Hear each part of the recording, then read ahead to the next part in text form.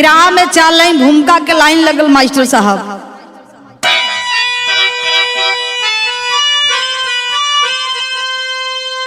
तो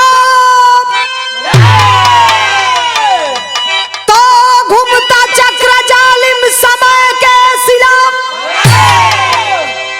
कल जो राजा भिखारी बने आज है, जिनके हस्ती का जलवा चमकता रहा, आज गज भर कफन का महताज है। सूबा यूपी सरना मिटावा जिला, एक छोटी सी बस्ती है डुमरी नगर, पहलवानी में राजन का डंका बजा, ताल थामा नहीं कोई शेरे बब्बर।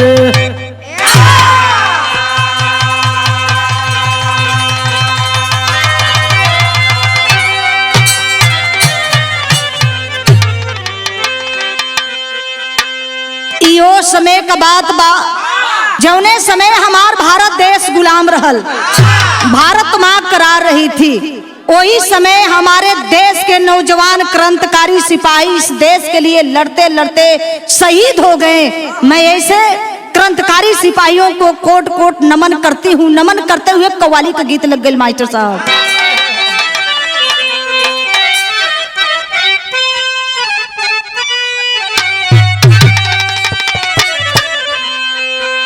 कि काबे में, अरे काबे में तेरा जलवा,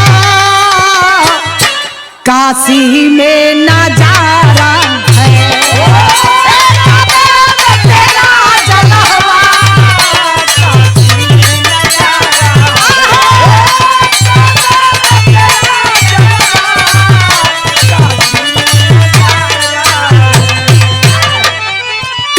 में तेरा जलवा, काशी में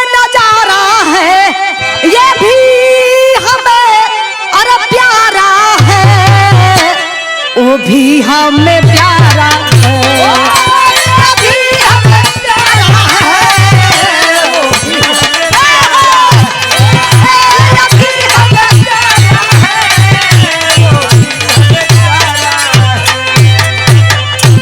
लेकिन बिरहा की लाइन में कितनी सुंदर कितनी बढ़िया कवि जी भाव का लाइन लिख देले। कैसे कहना है,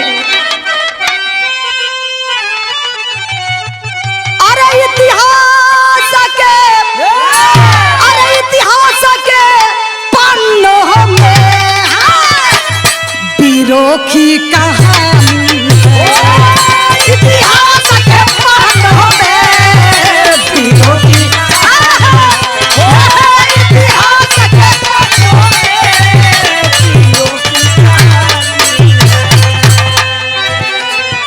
इतिहास के पन्नों में वीरों की कहानी है। अरे जो जान दिया सच्चा हिंदुस्तानी है, जो यहाँ जान दिया सच्चा हिंदुस्तानी है, जो जान दिया सच्चा हिंदुस्तानी है, जो आने पर जान दिया वो सच्चा हिंदुस्तानी है। यही जन से जौहरी शहर के लाइन लग गई मुन्ना। कैसे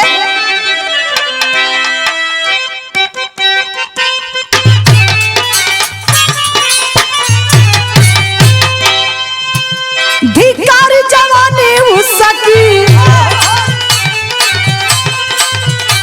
मानो का तन जो पाया, माई के दूध के कीमत रड़ी अंदर नहीं चुकाया,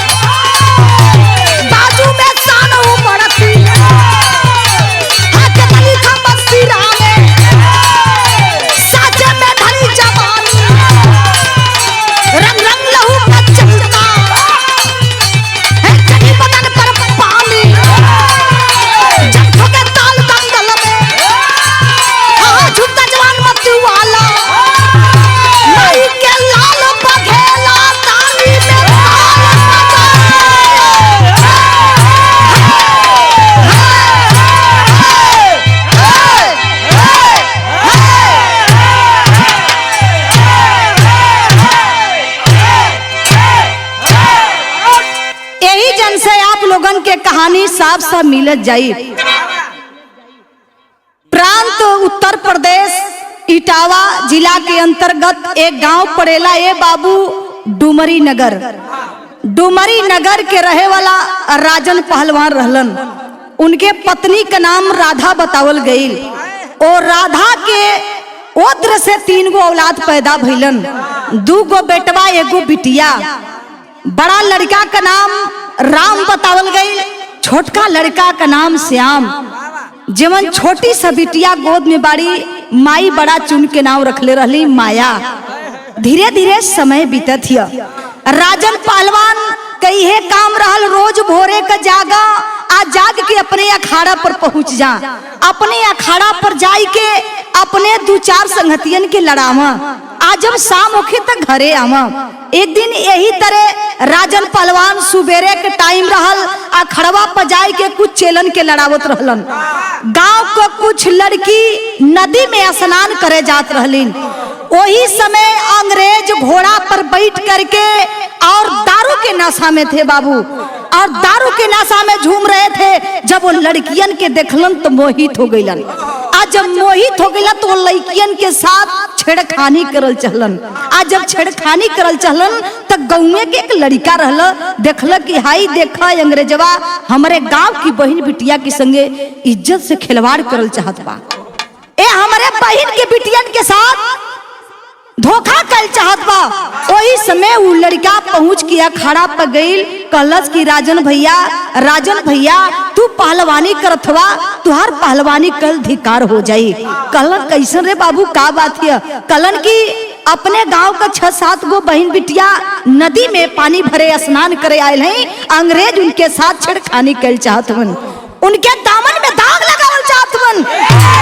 आज अब बतिया के राजन पहलवान सुनन तो क्रोध में लाल हो गईलन।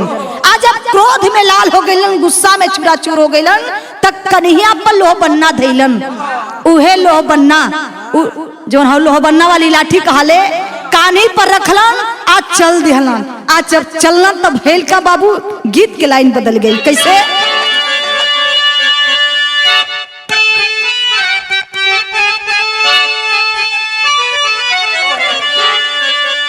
कोनो दुल्हीन बड़ा वियोग में कहतड़ी, अपने सैया के सुबेरे सुबेरे फोन करके कहली कि काजी ए नये उम्र में गौना करा के अब कमाए चल गईनी, हमरो ध्यान बा कि ना कि खाली कमैले ही का ध्यान बा।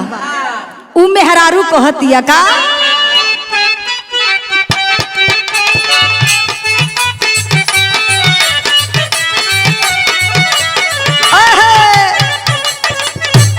ये बात तू मेहरारू कहे,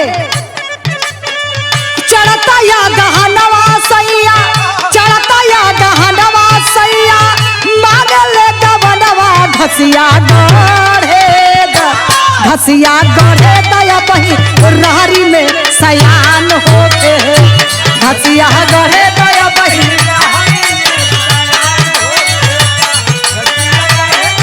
क्या बात है छट्टू भैया? लेकिन इ तो धून कलाई रहल, लेकिन राजन पहलवान गुस्सा में चूराचूर हवन। चलत हवन लोह बन्ना कानी पधैले हवन, आ मन में यह सोचत हवन कि ये मामा लोगन के आज छोड़ब ना। चलत हुआ सोचत हवन का यादों के बदानिया में, यादों के बदानिया में, यादों के बदानिया में धधकल बाया गिनिया जुल्मी मासा के, जुल्मी मस्के जवनिया पहलवानिया बा धिकार ये भैया, जुल्मी मस्के जवनिया पहलवानिया बा।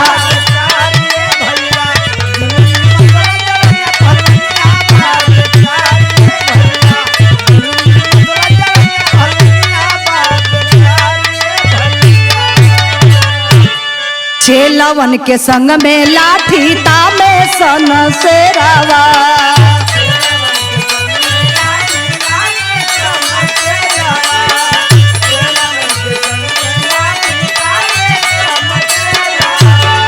पहुँचे रईनिया में नदी के किनारा, पहुँचे रईनिया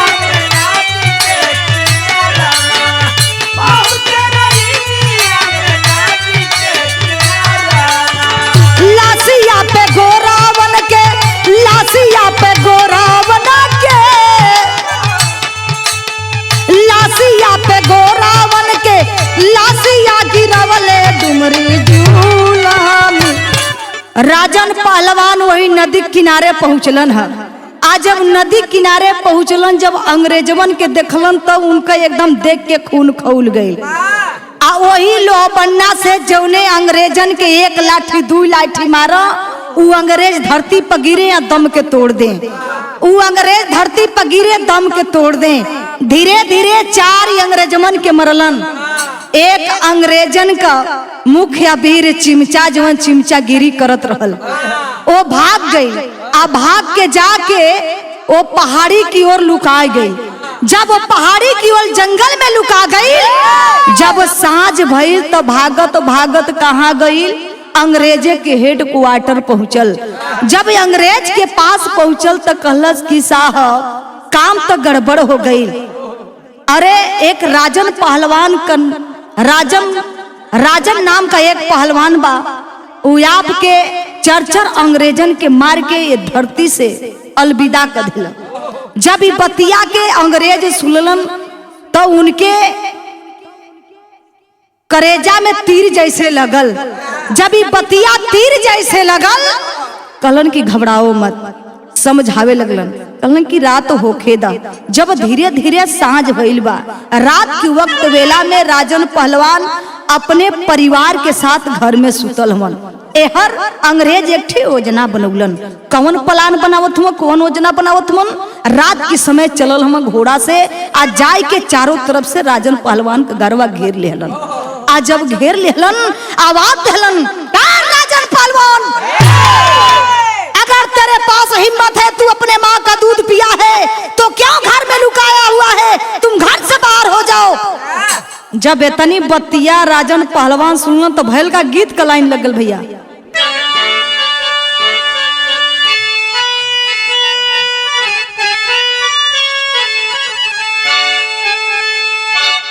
ए सौरभ बाबू, इहे कहतानी कोनो मेहरारू के बड़े दिल के दुख के बात बा। उ मेहरारू इतना परेशान बा कि जब ठंडी का महीना आवे कि ना, एकदम रजैया उलाट पलाट के फेंके। आज जब गर्मी का महीना आवे कि ना, तो 1 गो 2 गो ना 3 गो रजाई ओढ़े। ओ मेहरारू के तकलीफ न बा हो, ओ मेहरारू के तकलीफ बा। तकलीफ में अपने सैया से ठे बात कहत बा का,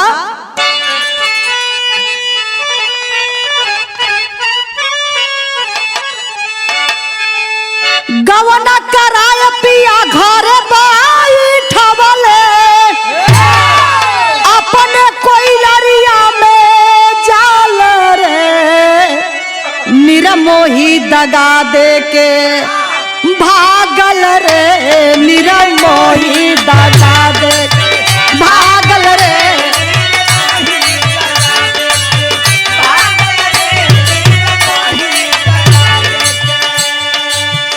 लेकिन भाव के लाइन में कहना बा क्या, आधी आधी रतिया पवन पूरवैया, आधी आधी रतिया पवन पूरवैया, फौजी पहरवा पे लागल रे, लाग पठा दिवलिया, भागल रे, लाग पठा दिवलिया, भागल रे।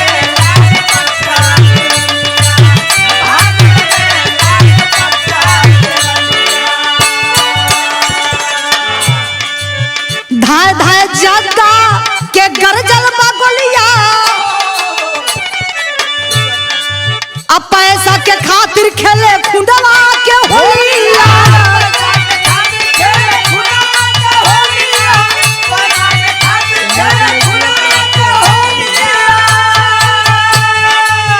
सैया के लसिया पकड़ के राधा गुजरिया, पीटल छतिया बन पागल रे, लग पठा दिवलिया, भागल रे, लग पठा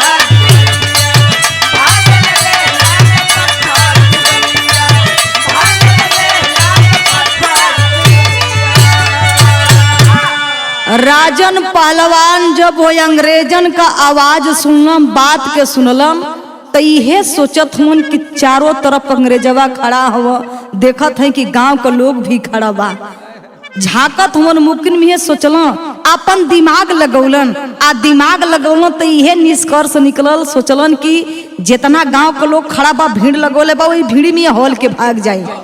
आ छड़ देवाली कूद के आ जब भागल चाहत में, वही समय अंग्रेज का चिमचा जो चिमचागिरी करता था जग्गा पहलवान, जग्गा ने देख लिया और देख करके निशाना लगा करके राजन पहलवान के गोली चला दिलस।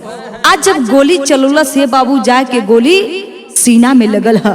आज जब सीना में गोली लगल, जमीन पर गिरल हम, जमीन पर राजन पहलवान गिरल हम, छटपटात हम, शरीर खून में लहू लुहान बा। जब गोली का आवाज उनका धर्म पत्नी दुल्हन जब राधा सुनले है, सोच गली कि लगत बा कि अंग्रेज हमरे सैया के गोली मार दिल, और रोवत भागत बाहरवा गईल है। आ जाए के सैया की लसिया पर गिर के छाती पीट पीट के रोवत ही कि स्वामी स्वामी आप चल गईला स्वामी, अब आपके लाल के पालन पोषण करी, हम कैसे लाल के लेके जियब, कैसे हम अपने बचवन के जियाई। इधर अंग्रेज पकड़ ले हूं, इधर अंग्रेज पकड़ ले हम, पकड़ के लेके चलत हुआ कि लेके डेरा पर चलल जाई। तब तक वही बीच में राजन पहलवान दम के तोड़ देलन। आज जब दम के तोड़ देलन तो हाई देखा जो 8 साल का राम बा, वही घर में से देखत बा, सोचत बा, आंख से आंसू चलत बा कि बाप रे बाप, हमारे सामने हमार पापा इस दुनिया के छोड़ देलन, हमारे सामने हमारे पापा के गोली लगल, लेकिन पापा अब ही तो हम नदान है न पापा, अब हम कुछ ना कर पाए न पापा, लेकिन ये तुहार बदला ये अंग्रेजन से जरूर ले, जरूर ले। उ लइका सोचत था कैसे गीत का लाइन लग गई।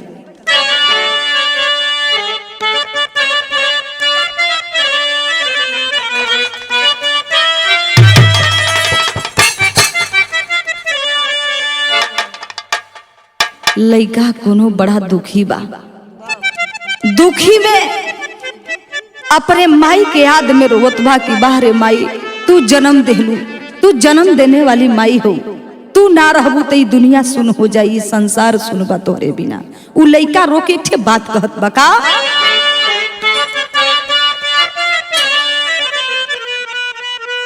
एक ही माई के, एक ही माई के जग जामल,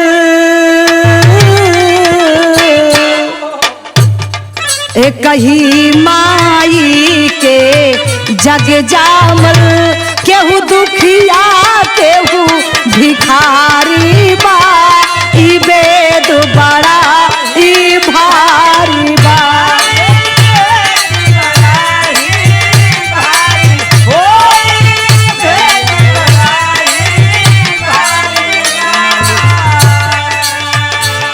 भैया हो मैया बाबू माली, भैया हो मैया बाबू माली, रखे धन से सेठी को एगो रोटी दे दो ओ बेटी को।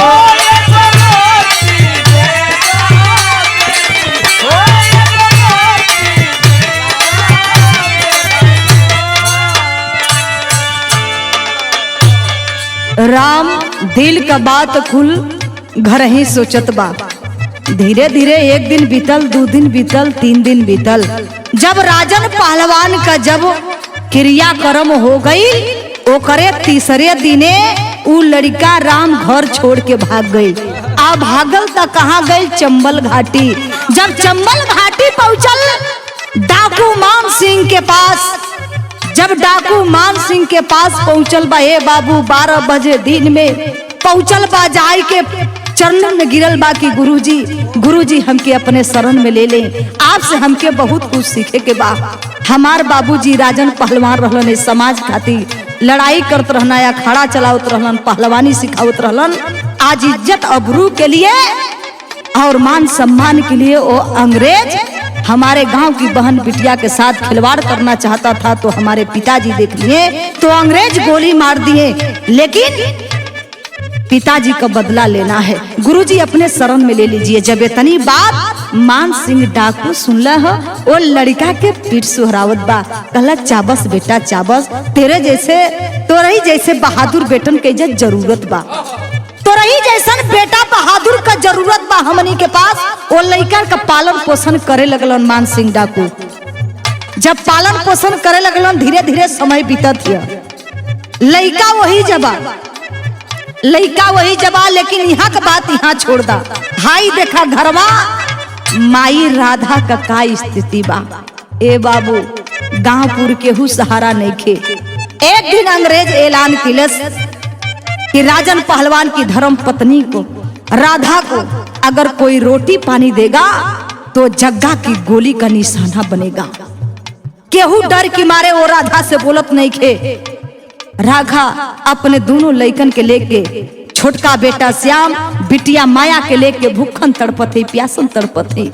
सोचत है कि आज ये लोग एक दिन यहाँ पर रहला, सब पराया हो गई, केहू साथ दे वाला नहीं खे। लेकिन वो राधा एठे काम कैली, घर छोड़ के इटावा जिला जाके अपने लोगन से एठे बात कहती। कैसे भाव के लाइन में कहना बा, अब लाया फतेह की मारी है,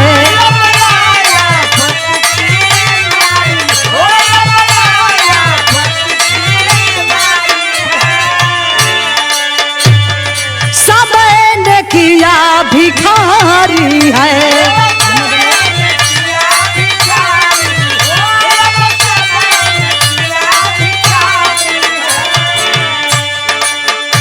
विधना ताले में बंद किया,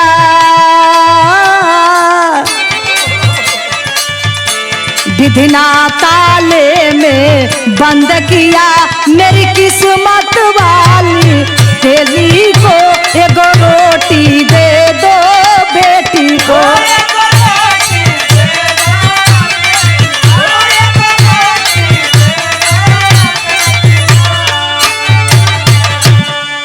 जब राधा घर छोड़ के स्टेशन पर पहुंचली न, 2 साल का माया बा, माया के स्टेशन पर बैठा के लोगन से, बाबू से, भैया हमके गो रोटी दे दा, भैया हमके 5 गो रुपया देता है। अपन दुहाई सुनावत थी कि हम बड़ा दुख का मारल बानी, हम बहुत दुख का मारल बानी, हमार सहायता कर भैया। जेके माया आवता तो केहू 2 रुपया देत बा, केहू 1 रुपया देत बा, केहू 5 रुपया देत बा, केहू हाथे में समोसा पकड़ा देता।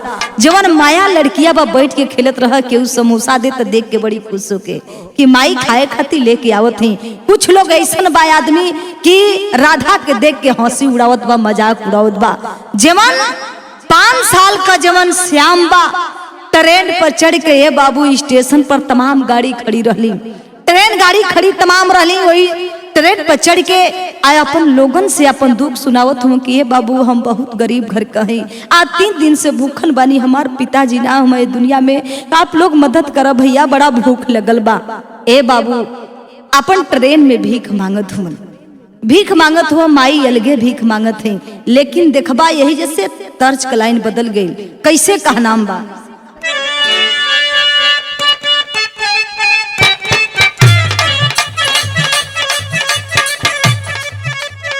कौनो लड़की लड़का में प्यार हो गए छोटू भैया। लड़किया कहलस कि तू केतनो भगवा लेकिन हम पीछा ना छोड़ब, ए लिए कि बचपन का साथी है, या तू जाना चाहे मत जाना, हम तो जनते बाड़े। लेकिन जब लड़कवा समझल तो कर दिमाग काम गल गए। ऊ गीत से अपने आवाज से समझावे, का कहे, तू जहाँ जइबू हम आई,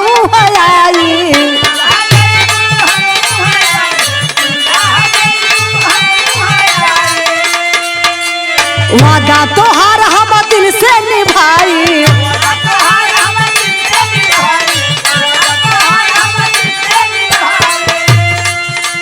तू जहाँ जइबू हम आई, वादा तोहार हम दिल से निभाई। तोहरा बिना, अरे तोहरा बिना अरे तोहरा बिना रह पाइब ना, साची कहिला बचपन के साथी, साची कहिला बचपन के साथ तोहरा बिना रह पाइब ना, साची कहिला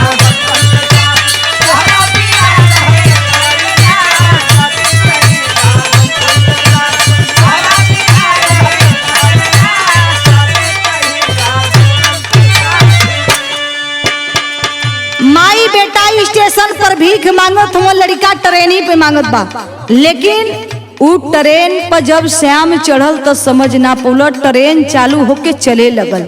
आज जब चले लगल ट्रेन होके तो लड़का सोचे लगल कि अब हम माई बिना कैसे रहब। तो लड़का माई के आवाज देत बा कि माई माई हमके जल्दी गाड़ी पर से उतारा माई। लेकिन जब श्याम की तरफ तकले ही आंख से आंसू चले लगल कि बाहर भगवान ई कौन परीक्षा लेते हो भगवान, हमार सुहाग छीन लेला, हमार बड़का लड़का न पता कहाँ चल गई, पता ना लगल आज तक ले, हमार छोटको लड़का से बुझात बा कि साथ छूट जाई। माई ट्रेन का पीछा कैले ही, माई दौड़त दौड़त कुछ दूर गई ही, माई के उड़ुक लगल बा, माई मुंह बगल गिरल बाड़ी, माई के ठूना में चोट लगल बा, छिला गल बा, खून बहुत बा। ट्रेन चल गई लेकिन श्याम बेटवा से भेंट ना भइल। जब श्याम बेटवा से भेंट ना भइल, माई बैठ के रोवत ताड़ी, सोचत ताड़ी कि अब हमार बुढ़ाई अधूरा रह जाई, लगत बा कि हमार बुढ़ाई ना पार हो पाई। लेकिन उ ट्रेन जाके कहाँ रुकल बा? उ ट्रेन जाके मथुरा रुकल बा। जब मथुरा में ट्रेन रुकल, वही जब लड़का उतर जाता, वही श्याम उतर जाता है। उतर करके दिन भर लोगन से भीख मांग के उ लइका अपन नाश्ता पानी करत बा, जनता में बा, ओके तनको एहसास ना होत बा। लेकिन धीरे धीरे जब सांझ भइल बा, माई के याद आवे लगल। जब माई के याद आवे लगल तो श्याम सोचत बा कि हम माई के कहब, अब माई के प्यार हमके के दई। उ लइका एक देहाती का रास्ता धइले चले लगल। जब देहाती का रोड धइ के लइका जाए लगल, जा कुछ दूर गल तो उ लइका थक गई। जब सिहरास लगे लगल तो वहीं बैठ गल, वहीं बैठ के उ लड़का रोवत बा, कहला कि बाहर माई हम तोसे लगत बा कि भेंट ना होई। लेकिन देखबा कहल जला कि दुनिया में जेकर केहू ना सहारा होला, ओकर भगवान सहारा होलन। वही रास्ता से उहे रास्ता धइले एगो सेठ जी आवत रहलन। जब वो लड़का का रोआई सुनलन तो साइकिल खड़ा कैलन, पूछे लगलन कि बबुआ तुहार घर कहाँ बा, तू कहाँ से आइल हवा, का तोहरे गांव का नाम बा, का तोहरे माई बाबू का नाम बा। लेकिन वो लड़का खाली यह कहे कि बाबूजी हमरे माई के पहुंचा दा, हमरे माई के पहुंचा दा। लेकिन बाहरे मालिक सेठ साहब के मालिक सब कुछ देले रहलन, धन दौलत रुपया पैसा महल अटारी सब कुछ देले रहलन, लेकिन एको औलाद ना देले रहलन। सेठ जी अपन बेटवा मान के वो लड़का के उठा लेलन गोद में, साइकिल पर बैठौले हो ना, लेके वापस घरे गइलन।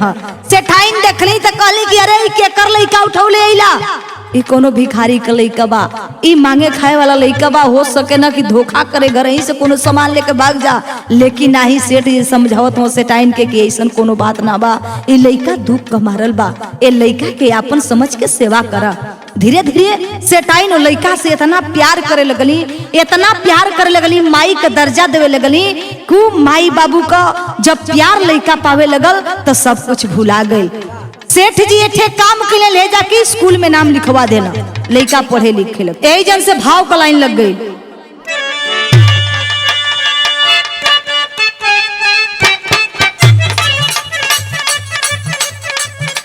छमके पायलिया बाजे घुघुरवा,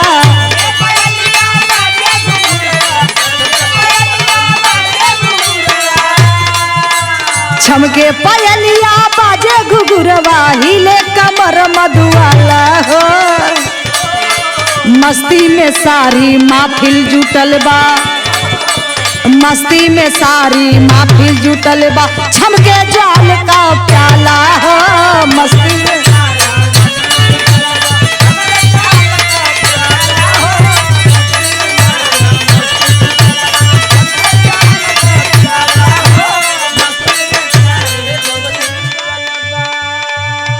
सेठ जी पढ़ावे लिखावे लगलन, यहाँ का बात तो यहाँ बा। बड़का लड़का मान सिंह डाकू के पास छोटका लड़का मथुरा में बा। यहाँ का बात यहाँ छोड़ द, लेकिन हाई देखा का होता। चांदा नूरानी बसे सब ही के दिल में,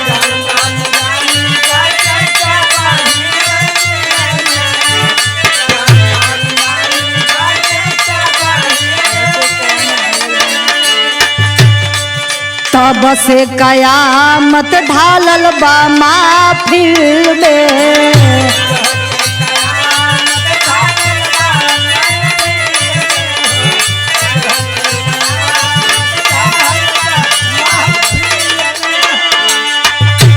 धाय धाय गोलिया के होलिया मचल बा,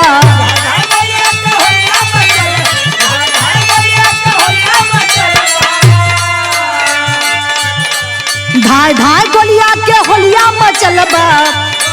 अरे कर्जा राम मतवाला हो, मस्ती में सारी माफी डूबल बा, छल के जाम का प्याला।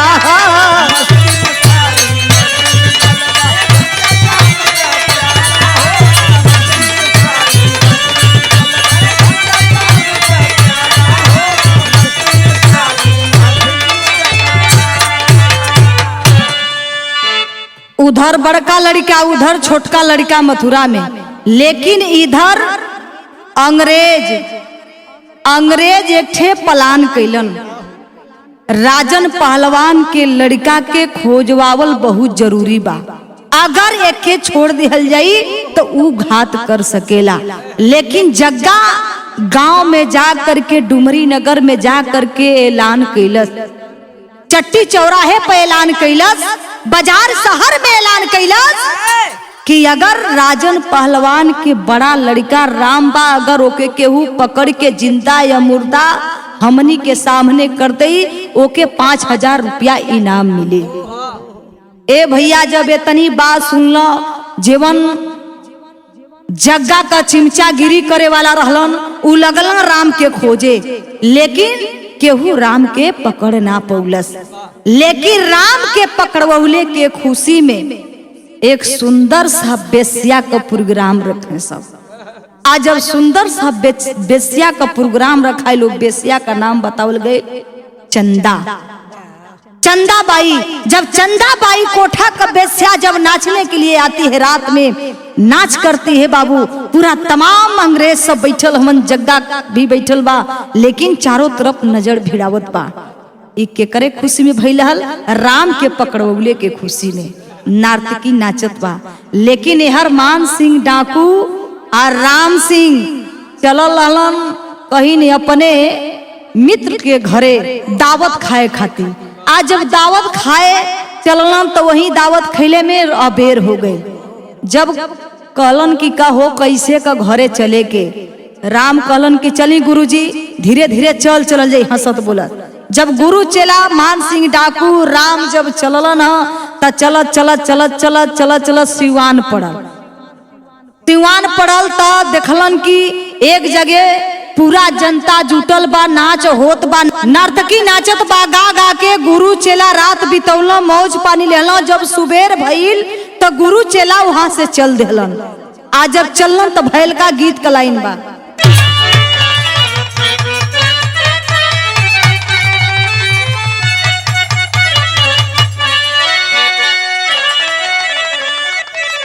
कि तोहके चढ़ाइबे मैया, अरे नारियल चुनारिया हो कि गंगा जी, बोझली नेवरिया कैदा पारवा हो कि गंगा जी।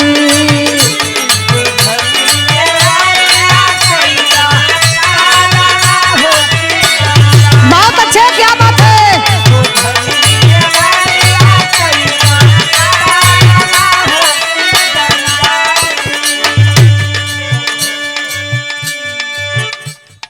लेकिन धुन के लाइन से बढ़िया कवि जी भाव का लाइन लिख देले, इसीलिए कहना है क्या, आबलाया भागिन कैले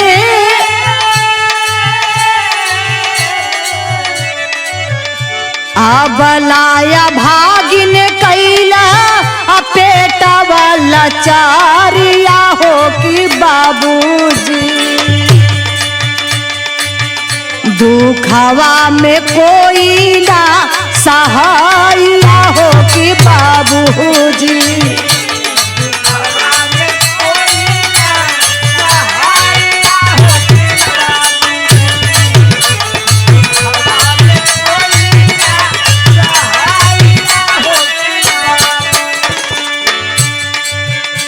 तीन दिन बीतल मुँह में लागल नया हारवा हो कि बाबू, मोरे लेके सुना सा नसारवा हो कि बाबूजी।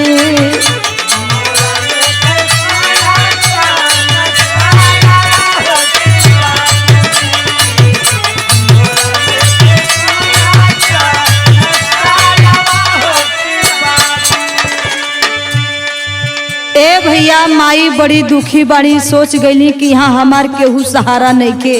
वहां से माई अपने बिटिया माया के गोद में उठौले ही इटावा जिला छोड़ के आगरा शहर पहुंचल ही। आज जब आगरा शहर पहुंचली, ए बाबू शहर के किनारे कुछ दूरी पर अपन झुग्गी झोपड़ी डाल के जीवन सफर बितावत थे। लेकिन देखबा धीरे धीरे समय बीतत हिया। जब धीरे धीरे जब 16 साल का दिन बीतल बा, जब 16 साल का बीतल बा, माया भी 18 साल का भी हो गई। माया भी 18 साल का हो गई। सोचे लगली माई राधा बुढ़िया कि हमार बिटिया जवान हो गई, अपने बिटिया का हम शादी ब्याह कैसे करब।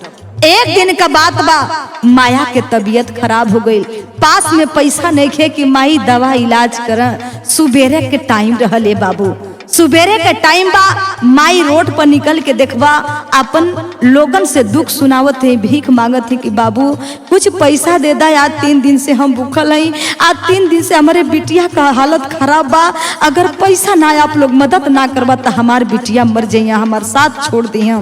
सबसे दुहाई करत नहीं। लेकिन देखबा सुबेरवे की टाइम आगरा शहर के रहे वाला एसपी साहब टहलने के लिए रोड पर निकले थे। जब बुढ़िया माई के देखलन हा, ए बाबू देख के बड़ा दया आ गई। वो बुढ़िया माई एसपी साहब से ठे बात कहत हैं। का कहत हैं? कैसे? गीत का लाइन लग गई बाबू।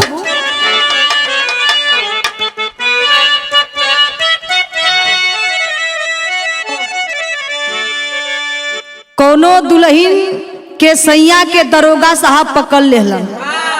वो दुल्हन थाना में जाके कहत है कि ए दरोगा साहब, हमार सैया से कौन गलती हो गई हल, काहे पकड़ के लिए न्यू? का कहत बा भैया कैसे? कि बाबू दरोगा जी कौन गुनहिया बधला पियावा मो,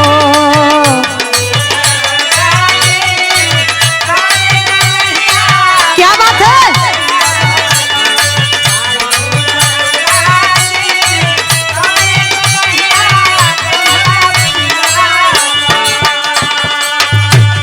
लेकिन इतना गीत रहा। लेकिन बुढ़िया माई ओ एसपी साहब से कहताड़ी। का कहताड़ी? अपन दिल का बात कहत हैं। कैसे? एसपी साहब हो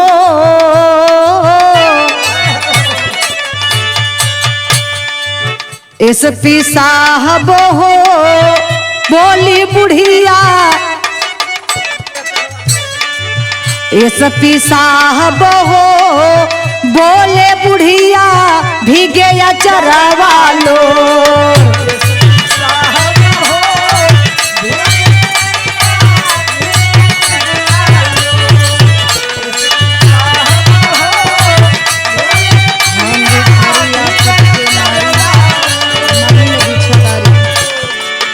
हम गरीब आफत के मारी मांगला बिछादारी के एसपी साहब,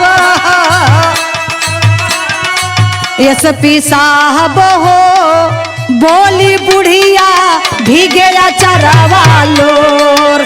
एसपी साहब बोली बुढ़िया भीगे या चरवा।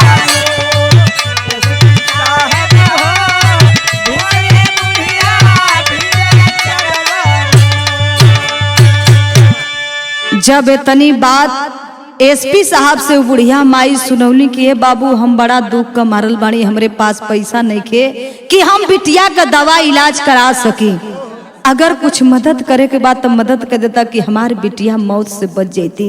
जब इतनी बात एसपी साहब सुनलन तो कहलन कि हे माई बुरा न मानत एठे बात कहीं।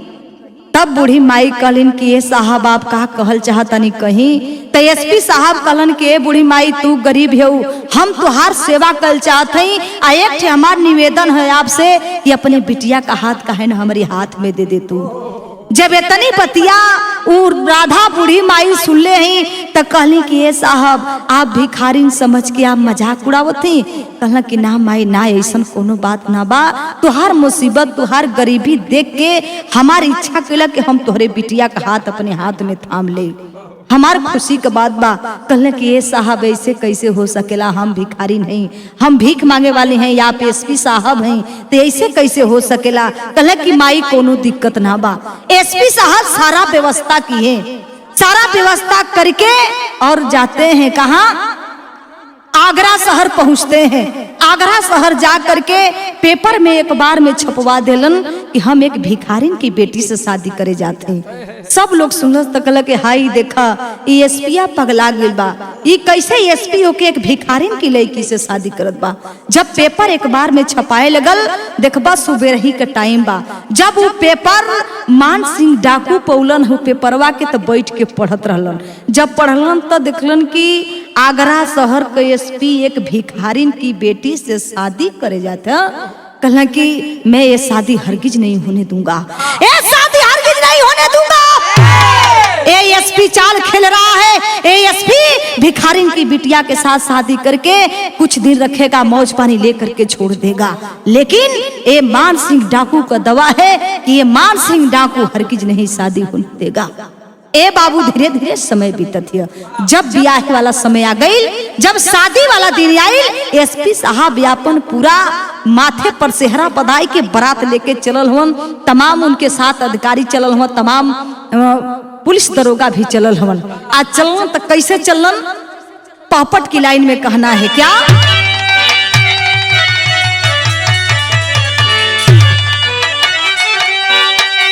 अरे लहरे लहरे सेहरा बाज उठी सानाई शादी मड़वा में, लहरे सेहरा बाज उठी सानाई शादी मड़वा में, आई आधी रात सिंदूर की बेला आई शादी मड़वा में।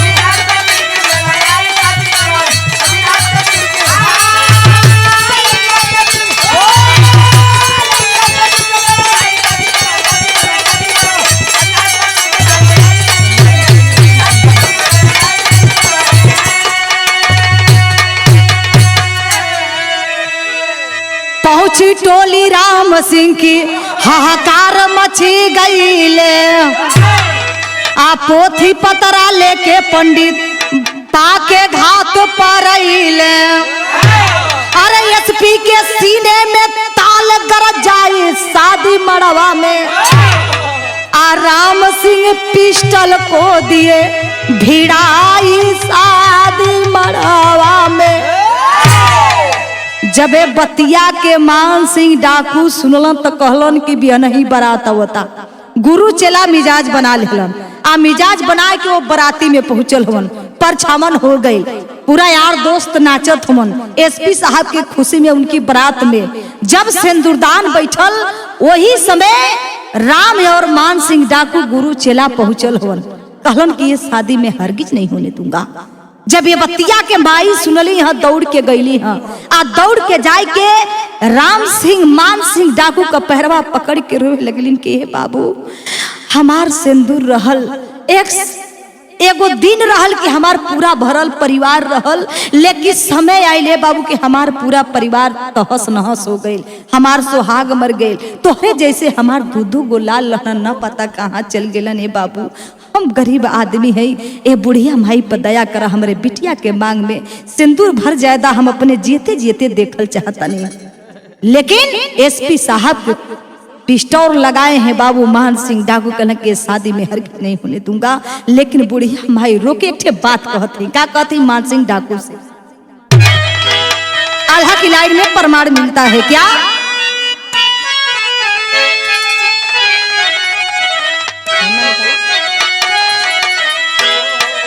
अरे कौदी महलिया के हम राज लक्ष्मी रहली,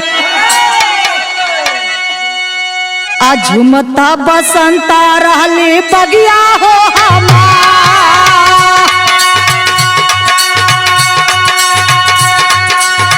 पट्ठा पहलवान हमरे मांगी के से दूरावा, पट्ठा पहलवान हमरे मांगी के से दूरावा। कैला पापी जागा एक दिन गोलिए के सिका, गोदिया में सूरजा दुई दुई लाला नावा, गोदिया के सूरजा दुई दुई लाला नावा। राम श्याम जिंदगी के हमारे आधार, समय का खेल एक दिन साथ छूटी गई, समय का खेल एक दिन साथ छूटी गई। बिटिया के संग में भिखिया मांगी द्वारे द्वार, राम वाली पिस्टल हाथे से गिरी गई, राम वाली पिस्टल हाथे से गिरी गई।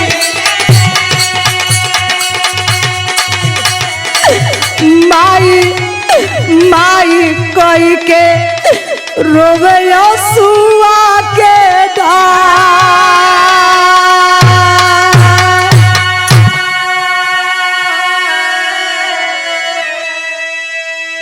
राम सिंह डाकू से माई अपन सारी बीतल बात बताओ थी। आज जब बात बताओ थी बाबू, वही समय राम के हाथ से पिस्तौल छूट के जमीन पर गिर गई। आज जमीन पर गिर गई, आंख से आंसू झर चलत बा, आंसू रुकात ना बा। माई के पकड़ के कल नवा दलन की माई तुम्हारा हाल का भइल बा माई? माई तोरे सामने हम मर जेती तो ठीक रहते, माई तो के स्थिति में ना देखते। जब माई का आवाज सुनली तो आचरा से आंस पोछत थी, वही समय कहत हो कि माई हम ही तुहार बचपन कराम है, हम ही तुहार बचपन कराम है। माई अपने बेटवा के सुहरावत थी, कहली कि माई तू चिंता मत करा, हम बहन का शादी धूमधाम से करब। ए बाबू जब इतनी बतिया एसपी साहब सुनत हवन तब माथे का सेहरा खोल करके फेंक देलन, हाथ का कंगना बांधल रहल जो तोड़ के फेंक देलन। जब तोड़ के फेंकत हुन तो मड़वा में वही जगह पर राम पूछत हुन कि एसपी साहब आप इसलिए खोल करके सेहरा और कंगना तोड़ करके फेंक दिए हैं, इसीलिए ना कि माया एक डाकू की बहन है? लेकिन नहीं, हमारी भी मजबूरी थे, हमारी भी मजबूरी था साहब, मैं अपने से डाकू नहीं बना हूं। हमें एक गांव समाज ने डाकू बनाया है, एक गांव समाज ने डाकू बनाया है। एसपी साहब जो आप मांगना चाहते हैं मांग लीजिए, लेकिन मेरी बहन का दिल मत तोड़िए, मेरी बहन से शादी कर लीजिए। जब इतनी बतिया सुनत हुआ आंख से तरतर तरतर आंसू चला था और राम के जाके दौड़ के पकड़ ले हवन। आप पकड़ के रुके थे, बात कलन का कलन खड़ी कलाइन है।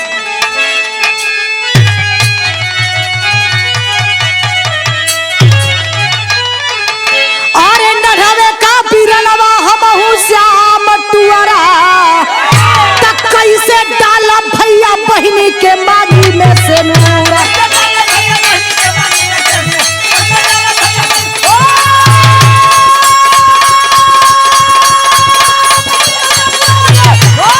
अरे जिया भैया क्या बात है, बहुत अच्छे।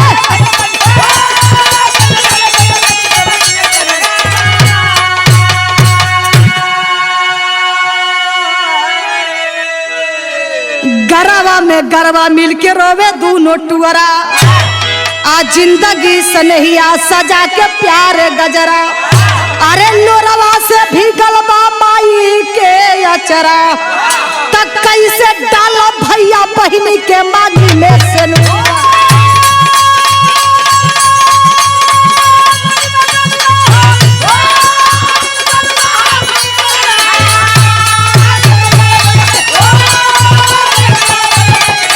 जियो से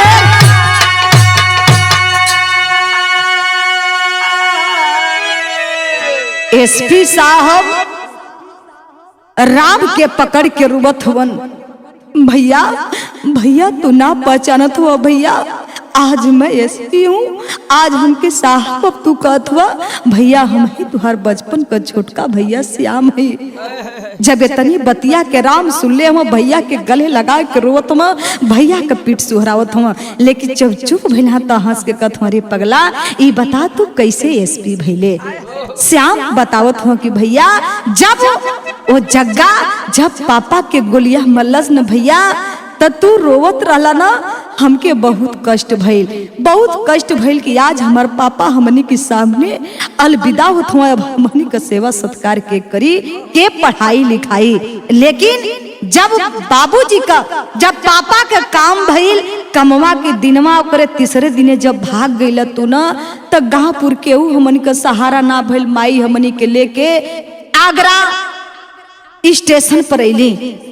माई जब स्टेशन पर आइल है ए बाबू वही जन हम ट्रेनी में चढ़ के भीख मांगत रहली, ट्रेन चले लगल हम उतर ना पौली, माई को वही जन से साथ छूट गई। आज हमके एक थे भगवान के रूप में माई बाबू के रूप में एक इंसान मिल गया सेठ जी, वो अपने बेटा मान के अपने घरे पालन पोषण कहीं ना पढ़ौना लिखौना, आज उनको आशीर्वाद बा कि आज हम एसपी हो गए।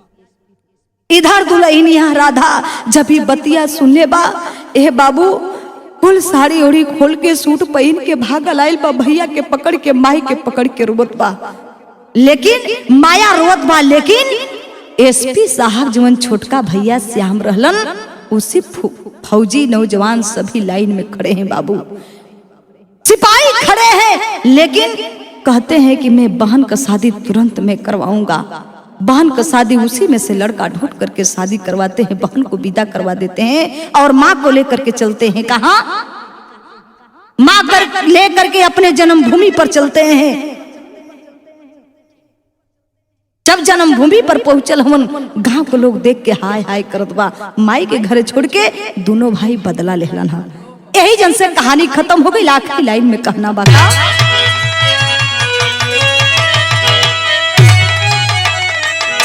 गजब जिंदगी मोड़ है पत्तू भटक भटक रह जाए, ना मालूम बगिया में छेबर अरे बसंत कब लहराए, अरे पराए जह दिन होई है बिटिया ए भैया पराए जह दिन होई है बिटिया, सेहरा पर सीधन गुड्डू के सिर बधाई हो, पराए जह दिन